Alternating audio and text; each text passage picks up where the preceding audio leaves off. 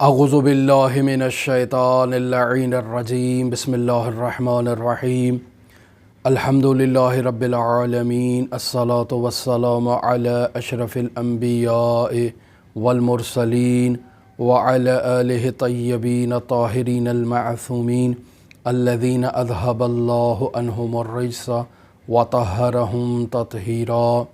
اللہم صل علی محمد وآل محمد وعجل فرج قائم آل محمد۔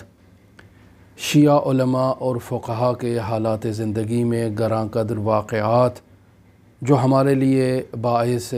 درس ہیں، انہیں آپ کی خدمت میں بیان کر رہے تھے،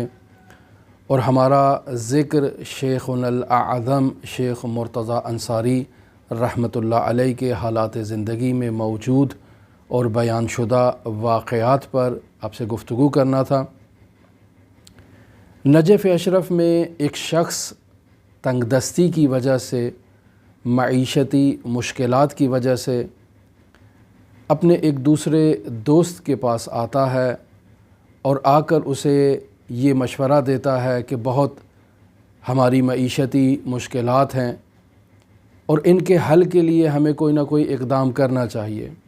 اچھا بتائیں کیا اقدام کرنا چاہیے؟ کہا کہ ان دنوں نجف اشرف میں شیخنا الاعظم شیخ مرتضیٰ انصاری رحمۃ اللہ علیہ کے گھر بہت سا مال جمع ہوتا ہے، اور یقینی بات ہے کہ جو شخص فقیہ ہے اس کے گھر اموال کا جمع ہونا ایک فطری سی بات ہے۔ فقیہ امام زمان عجل اللہ تعالی فرجہ الشریف کی نیابت عامہ کے مقام پر فائز ہوتا ہے۔ دنیا جہان سے جہاں جہاں لوگ اس کی تقلید کرتے ہیں، وہ دینی وجوہات کہ جن کے لیے کلمہ وجوہات شرعیہ استعمال کیا جاتا ہے، وہ اس فقیہ تک پہنچاتے ہیں تاکہ وہ اسے مستحقین میں اور ضرورت مندوں میں، یا وہ مصارف جو فقہ اسلامی میں وجوہات شرعیہ کے لیے بیان کیے گئے ہیں، ان مصارف میں اس مال کو استعمال کرے۔ لہٰذا خمس ہے، رد مظالم ہیں، صدقات ہیں، یا اس کے علاوہ نماز و روزہ، یا اس کے علاوہ بہت سارے مسائل کے سے متعلق جو رقوم ہے وہ مرجع تقلید تک پہنچائی جاتی ہے۔ تو کہا ان دنوں شیخنا الاعظم مرتضیٰ انصاری کے گھر بہت مال جمع ہوتا ہے، تو ہم رات کے وقت وہاں جاتے ہیں اور جا کر ڈکیتی کرتے ہیں۔ دوست کہتا ہے کہ نہیں، میں اس حرام کام میں آپ کا ساتھ نہیں دوں گا، لیکن یار بد بدتر بود از مار بد، یعنی ایک برا دوست زہریلے ناگ سے بھی زیادہ خطرناک ہوتا ہے۔ لہٰذا اصرار کیا، اور شدت اصرار کے باعث دوسرے دوست نے بھی ایکسیپٹ کر لیا، لیکن کہا کہ میں مباشراً اس عمل میں، ڈائریکٹ اس عمل میں اپنا کردار ادا نہیں کروں گا، تمہارے ساتھ چلتا ہوں، گھر کی دہلیز پر باہر میں کھڑا ہو جاؤں گا، اور جب تمہیں ضرورت پڑے گی تمہاری مدد بھی کروں گا، لیکن میں چوری نہیں کروں گا۔ اچھا چلیں ٹھیک ہے۔ دونوں دوست رات کی تاریکی میں شیخنا الاعظم مرتضیٰ انصاری کے گھر کی دہلیز تک پہنچتے ہیں۔ وہ شخص کہ جس نے چوری کا مشورہ دیا تھا، وہ دہلیز پر موجود سیڑھیوں کے سہارے سے گھر کی دیوار پر جاتا ہے، اور پھر دیوار سے گھر کی چھت کی طرف جاتا ہے چوری کرنے کی غرض سے، اور کچھ ہی دیر کے بعد، کچھ ہی لمحوں کے بعد وہ ہانفتا ہوا، سانس لیتا ہوا، کانپتا ہوا، پسینے میں شرابور وہاں سے نیچے بھاگتا ہوا آتا ہے اور دیوار سے نیچے چھلانگ لگاتا ہے۔ نیچے موجود دوست سوال کرتا ہے کہ کیا ماجرا ہوا، تم اتنی جلدی بھاگتے ہوئے اور کانپتے ہوئے اور پسینے میں شرابور اس کیفیت میں یہاں کیوں نیچے آ گئے، کیا ماجرا ہوا؟ کہا جو میں نے اپنی آنکھوں سے دیکھا ہے، اگر تمہیں بیان کروں تو تمہارے لیے یقین کرنا ناممکن ہوگا۔ کہا نہیں تم بیان کرو، کیا ہوا؟ کہا جیسے ہی میں گھر کی چھت پر پہنچا اور گھر کی چھت سے نیچے جانے کا ارادہ کرتا ہوں، تو میں مشاہدہ کرتا ہوں ایک نہایت ہی عظیم الجثہ اور بڑا شیر وہاں موجود ہے، اور وہ مجھ پر حملہ کرنے کے لیے تیار ہے۔ میں چاہتا ہوں راستہ بدل کے نیچے جاؤں، لیکن مجھے کوئی ایسا راستہ نظر نہیں آیا اور وہ شیر مجھ پر حملہ کرنے کے لیے تیار تھا۔ میں بھاگتے ہوئے کانپتے ہوئے نیچے بھاگ کے آ گیا ہوں۔ اب نجف اشرف میں گھر کے اندر شیر کا ہونا کوئی معمولی بات نہیں تھی، لہٰذا وہ شخص قبول نہیں کر رہا تھا، ممکن ہی نہیں ہے، مگر ہو سکتا ہے کہ کسی انسان کے گھر میں ایک درندہ حیوان موجود ہو، اور وہ بھی ایک فقیہ کے گھر میں، ایک جلیل القدر فقیہ کے گھر میں۔ یہ کیسے ہو سکتا ہے؟ شیخ مرتضیٰ انصاری نے گھر میں شیر پال رکھے ہیں، ایسے تو ہو نہیں سکتا ہے، تم غلط بیانی سے کام لے رہے ہو، میں خود جا کر دیکھتا ہوں۔ وہ دوست جو مباشرتاً اس کام کو ڈائریکٹ انجام نہیں دینا چاہتا تھا، وہ بھی دہلیز سے دیوار پر جاتا ہے اور دیوار سے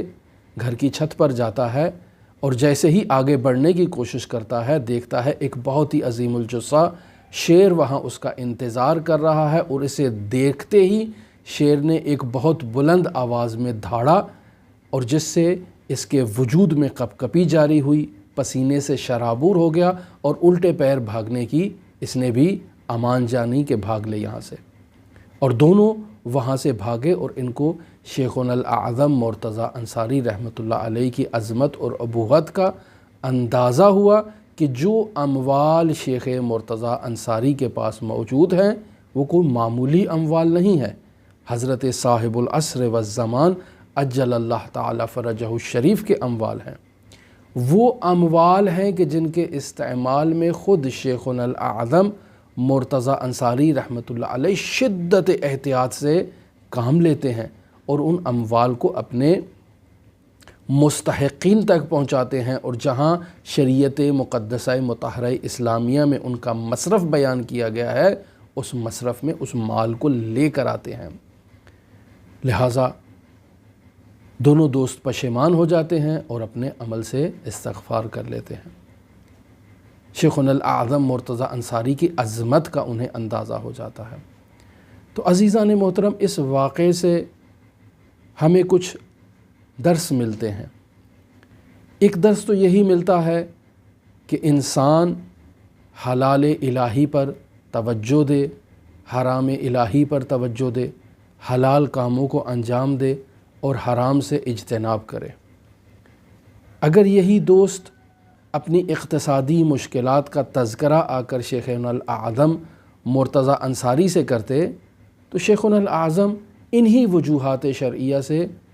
اگر ان کا حصہ بنتا تھا تو ان کی ضرور معاونت کرتے، ان کو کوئی کام لگوا دیتے، کسی کے ہاں ان کا تعارف کروا دیتے کہ کوئی انہیں اپنے کاروبار میں ملازم رکھ لے، انہیں کسی جگہ پر خدمت پر رکھ لے، ایسا بھی کر سکتے تھے، لیکن انہوں نے ایک غلط راستے کا انتخاب کیا۔ لیکن اس غلط راستے سے بھی انہیں شیخنا الاعظم مرتضیٰ انصاری کی ابوت اور عظمت کا اندازہ ہو گیا۔ دوسرا، اس واقعے سے ہمیں یہ درس ملتا ہے کہ وجوہات شرعیہ اور امام زمان عجل اللہ تعالی فرجہ الشریف کو استعمال کرنے میں انسان کو جو ہے وہ دقت سے کام لینا چاہیے۔ یہ انسان کا ذاتی مال نہیں ہوتا ہے، یعنی میرے پاس اگر کوئی مال ہے، میرے پاس اگر کوئی ایسی چیز ہے کہ جس کے اوپر خمس کا تعلق ہے